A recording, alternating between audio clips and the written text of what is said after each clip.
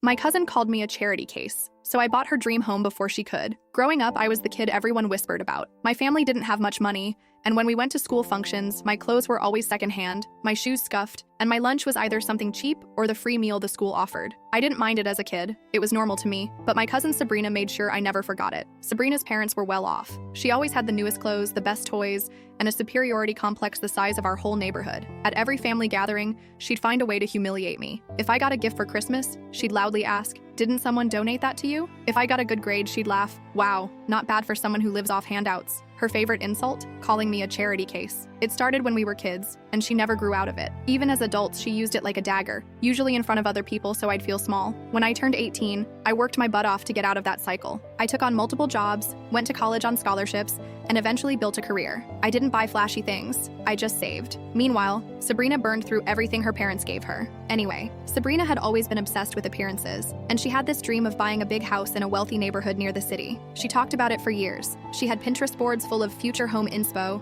she made mood boards, she'd even drive out to look at houses for sale and gush about how one day she'd be living there. She'd tell anyone who listened how she deserved a luxury home because she was born for better things. She had a decent job, but she lived way beyond her means. New car leases every 2 years, expensive clothes, vacations she couldn't afford. She thought if she just manifested her dream home, it would happen. Fast forward to last year. My hard work finally paid off. I had enough saved for a serious down payment, plus a stable career and credit score to back it up. I started quietly looking at houses, and wouldn't you know it, Sabrina's so-called dream home, the one she had been obsessing over for ages, went on the market. I didn't say a word. I scheduled a viewing, ran the numbers, and made an offer. It was accepted almost immediately. A few weeks later, at a family gathering, Sabrina launched into one of her usual tirades. She was going on about how she'd be moving into her dream house soon, and how everyone would finally see the lifestyle she deserved. Then she turned to me, smirked, and said, "Not that you'd understand, being a charity case and all. You're probably just hoping someone hands you a key to a house someday." That was it. That was the moment I decided I wasn't going to keep this a secret anymore.